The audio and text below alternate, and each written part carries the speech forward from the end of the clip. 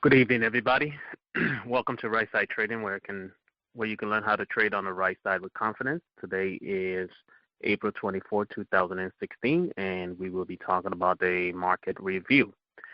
But before we do so, I do want to draw your attention to our website, which is rightsidetrading.com. And I want to point out some legal stuff that we need to make sure that we cover because this is what the government wants us to do.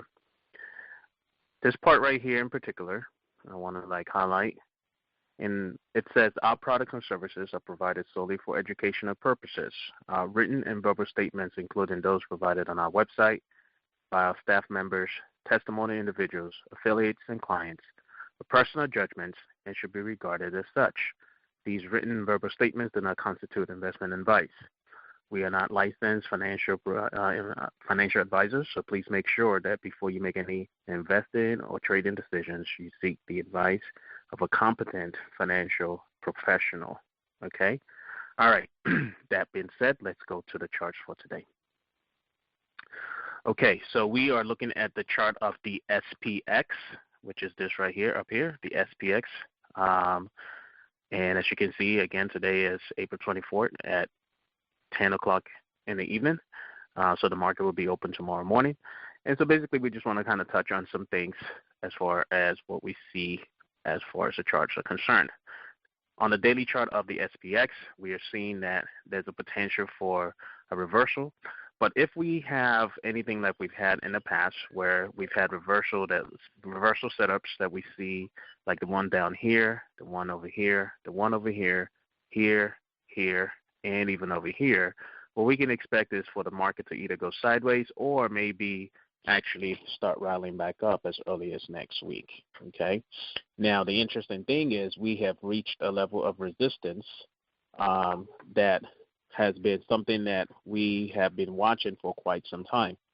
Now, the only question is whether or not we would break the all-time high that the market set back in 2015, in May of 2015, which is right around here, okay, around 2135.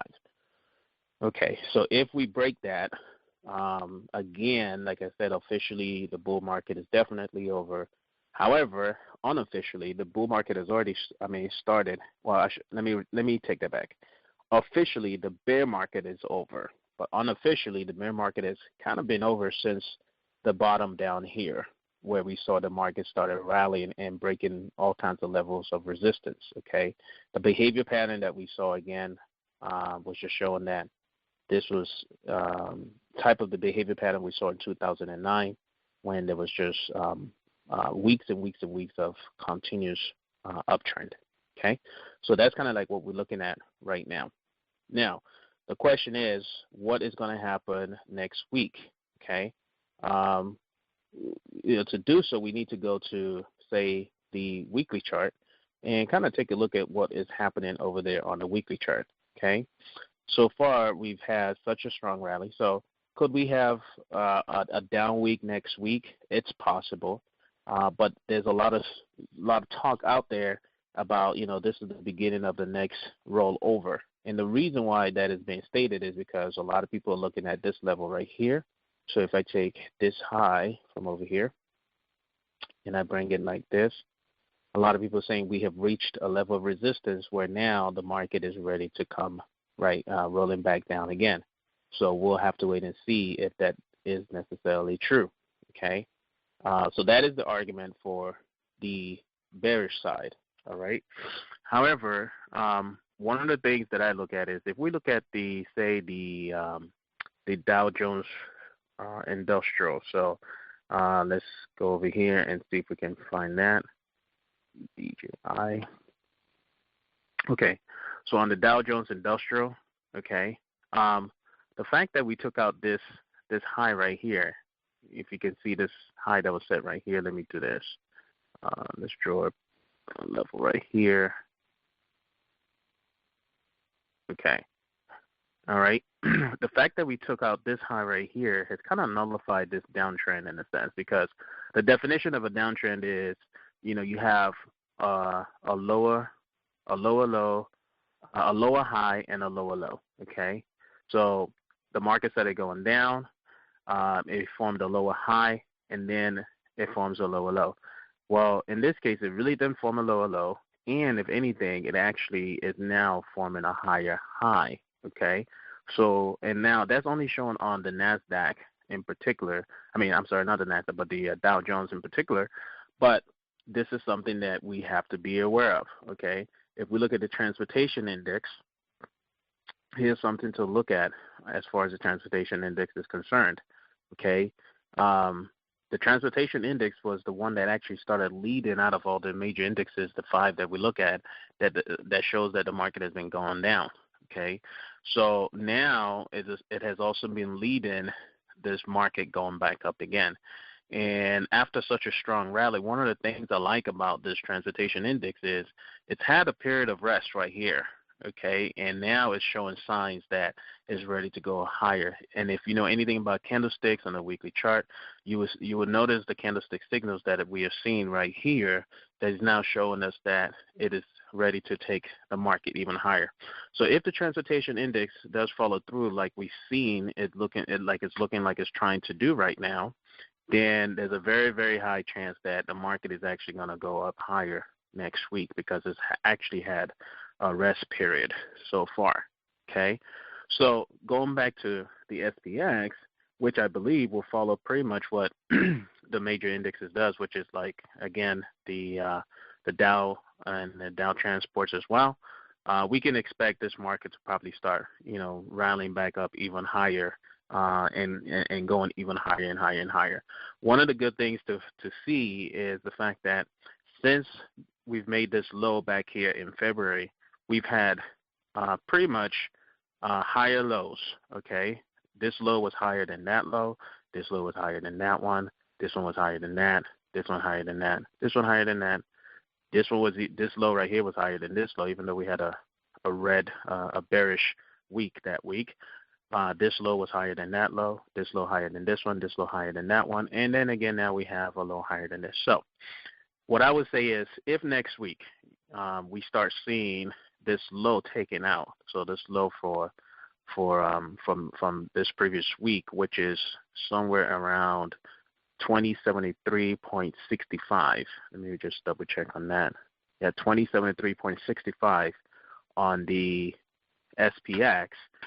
Then and maybe only then can we say we are possibly looking at the market going lower, okay? But until we see that, so by next week Friday, we want to see if the bears are really going to take over, we want to see this low get taken out, okay? If we don't get that, then chances are that we'll be, going higher, okay? And if, of course, we definitely take out this high right here, then we know that there's a chance that we can definitely go higher, okay, over the next few weeks. So that's kind of how we're looking at it. The only other thing I wanted to look at is the Nasdaq and the Russell. And the thing about the Nasdaq and Russell is, we've been having a lot of companies come out with some really bad earning reports. A lot of the major tech companies have been coming out with pretty bad major reports. And even though we've had all these bad negative reports, one of the things that is very interesting is, again, we were not able to take out this low. Now, here's the interesting thing. On the NASDAQ, we've had higher lows, higher lows, higher lows, higher lows, up until this point right here. But the interesting thing is, even though it formed a lower high, it also made a higher high up here. So let me zoom in over here so I can show you exactly what I'm talking about. If I put a line at this top right here and I put a line down here, okay, what we want to see is one of the other, okay, a break above the top or a break above the bottom, okay. What we don't want to see is a break above this top and a break above this bottom right here. Okay, once we have that, we have what is called an indecision, okay. So that's kind of like what happened here. So now if we take that and we move this line over, move this line and put it to this top right here. Let's drag it down just a little bit more, right there. And then we take this line, and what we will do is we'll bring it to this. And this basically is our range right here. And it's kind of like what gives us an idea of what is happening. So if we see price go above this line, then it is showing us and hinting that the market is still trying to go higher. If we see it break this and only this, then we are showing that it's hinting that the market is trying to go lower. The fact that it broke the top was telling us that it's trying to go higher. So even with all the bad news that we saw that could have really drug the Nasdaq down humongously, we are seeing that there's still some resilience by the bulls to not go down. Okay, so what we're looking for on the Nasdaq will be this bottom and this top right here, and see if by Friday, which one breaks first. Okay, so if we get this to break first, then chances are like things are going to look pretty bad. But if this breaks first, then we can at least be rest assured that the worst that will happen is we'll have an indecision day by the end of next week. Okay, and so the last one that I wanted to show is the Russell. We'll take a look at that real quick. All right, and we can see here that, of course, I mean, this is very clear that on the weekly chart, the Russell is just, set to go even higher and higher and higher. All right, so again, the Russell is showing that it's, higher. Okay, again, no lower lows on any of these as well, but we're making higher lows, and we even close higher on the Russell. So that's positive for the bulls. Okay, on the SPX, what we're looking at is, let's look at this again on the SPX. On the SPX, we have another higher close and a higher high, so everything is looking positive on the SPX, at least for now. All right. On the Nasdaq, let's look at the Nasdaq. And I say this because there's a lot of people that is still in fear. Okay. Now, the Nasdaq was down for the week, but even still, we had, again, a higher low and a higher high, which kind of shows us that the market is still trying to go higher. Okay. And if we look at the Dow Transportation, all right, we can see that, if anything, the Dow, in my opinion, has the best clue that this market is ready to go higher, because, again, it's taking out this resistance that we had over here, which kind of nullified this whole downtrend for bear market, and is, showing that it's ready to go higher. And again, a close higher and a higher high. And then lastly is the transportation, which again is also showing signs that it is trying to go higher. Okay, so as you can see, higher lows, higher lows, higher lows until we got over here. We still had a higher low on this candle, but then this candle showed a lower low. That was our clue that, okay, something was going on. Then it went even lower for 2 weeks, and then it went higher, all right, with a higher high and a higher low, and then now it's doing, again, the same thing the next week. So this is telling me that, this is as much break as it would take, and it's ready to go and set itself up for even higher moves in the market. So I know, again, a lot of people are looking at this market as bearish.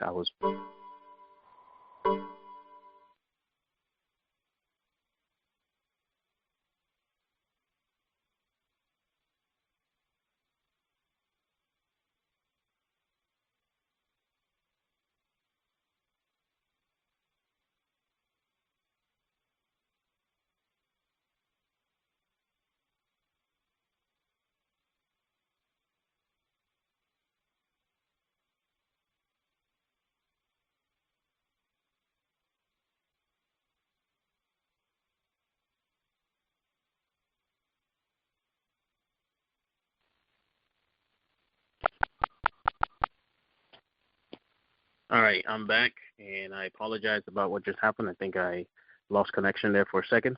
But just to wrap it up again, all I was saying is that we're looking at this market to go higher, okay, over the next few weeks, and so we'll see how that plays out.